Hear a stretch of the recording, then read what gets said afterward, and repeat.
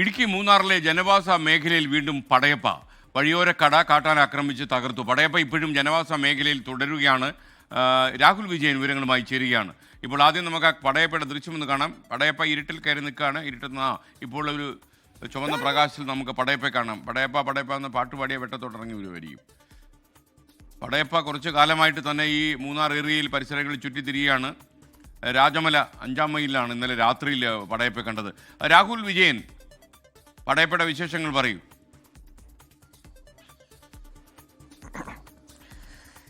ഇന്നലെ രാത്രിയിൽ ഈ രാജമല 5-ാം മൈലിൽ ഇറങ്ങിയ പടയപ്പയുടെ ദൃശ്യങ്ങളാണ് ഈ കാണുന്നത്. അതത്ര കൗതുകമുള്ള ദൃശ്യങ്ങളല്ല. ഈ 5-ാം മൈലിലെ വഴിയോര കടകൾ ഇന്നലെ പടയപ്പ ആക്രമിച്ചു എന്നുള്ളതാണ് നമുക്ക് മനസ്സിലാക്കാനും കഴിയുന്നത്.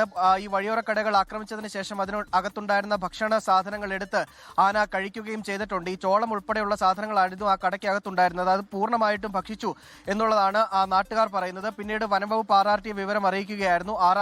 RRT എത്തി ഈ ആനയെ തുരത്തുന്നതിനുള്ള നടപടി സ്വീകരിക്കുകയും ചെയ്തു. പക്ഷേ ഇതിനെ എത്ര ദൂരത്തിലേക്ക് തുരത്തി എന്നുള്ളൊരു ചോദ്യം ബാക്കി നിൽക്കുകയാണ്. ആന ഇപ്പോഴും ജനവാസ മേഖലയിൽ തന്നെ തുടരുകയാണ്. വീണ്ടും അത് എപ്പോൾ വേണമെങ്കിലും മടങ്ങി ഈ ആളുകളുടെ അടുത്തേക്ക് എത്താം. വലിയ തരത്തിലുള്ള ആശങ്കയുണ്ട്. കാരണം കഴിഞ്ഞ കുറച്ച് നാളുകൾക്ക് മുമ്പൊക്കെ ഈ പടയപ്പ ഒരു കൗതുക കാഴ്ചയായിരുന്നുവെങ്കിൽ ഇപ്പോഴതൊരു ആശങ്കപ്പെടുന്ന കാഴ്ചയായി മാറിയിട്ടുണ്ട്. മാത്രമല്ല ഇപ്പോഴത്തെ ഈ പരാക്രമമൊക്കെ ആളുകൾക്ക് വലിയ തരത്തിൽ ബുദ്ധിമുട്ടുണ്ടാകുന്നുണ്ട്. അതുകൊണ്ട് തന്നെ വനംവകുപ്പിന്റെ കാര്യക്ഷമമായ ഒരു ഇടപെടൽ വേണം എന്നുള്ള കാര്യം കൂടി നാട്ടുകാർ ആവശ്യപ്പെടുന്നുണ്ട്.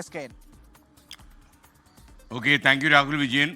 ലോകത്തെവിടെയായാലും ഏത് സമയത്തും 24 വാർത്തകളും ഓഗ്മെന്റഡ് റിയാലിറ്റി പാക്കേജുകളും എക്സ്പ്ലെയിനറുകളും വിശദമായി കാണാൻ ഞങ്ങളുടെ യൂട്യൂബ് ചാനൽ നിങ്ങൾക്ക് സബ്സ്ക്രൈബ് ചെയ്യാം.